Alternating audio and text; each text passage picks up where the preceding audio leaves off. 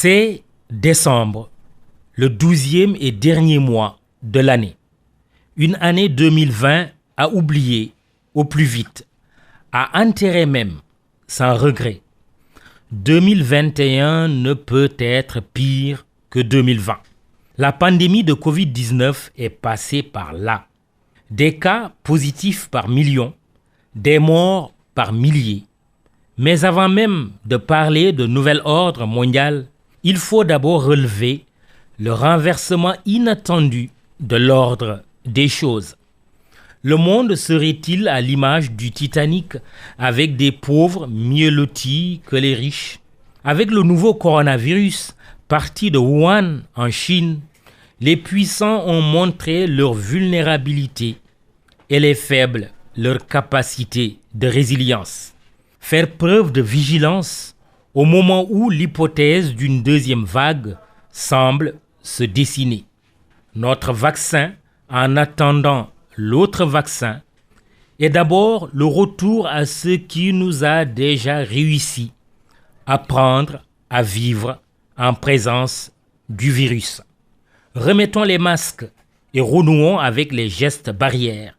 Un confinement, hypothèse à ne pas exclure dans l'absolu, serait une catastrophe. Une seconde vague serait insupportable pour l'économie du pays, prévient le président Macky Sall.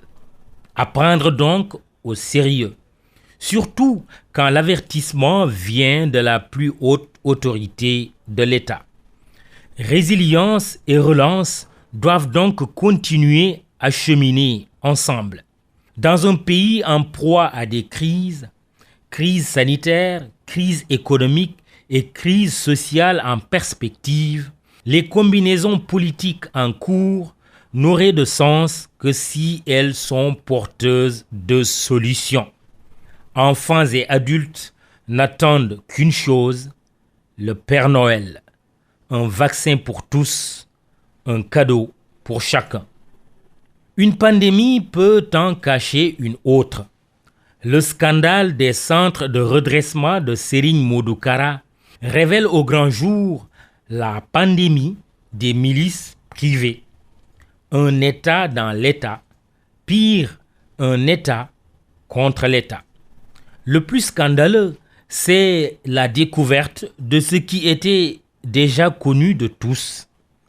Des pratiques esclavagistes sur des jeunes livrés pieds et poings liés par des parents bien trop naïfs, au vu et au su d'un État qui semble avoir négligé ses missions régaliennes.